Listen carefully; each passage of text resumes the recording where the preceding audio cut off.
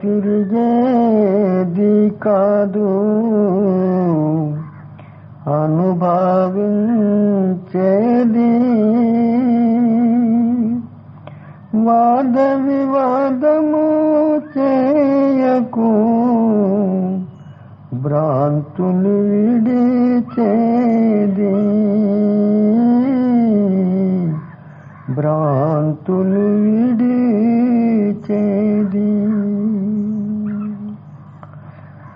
బ్రహ్మజ్ఞానం మాటలు నేర్చి చెప్పుక తిరిగేది కాదు.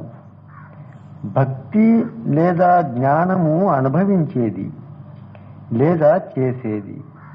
కానీ వాదాలు వివాదాలు తర్కాలు చేసినంతలో కాదు.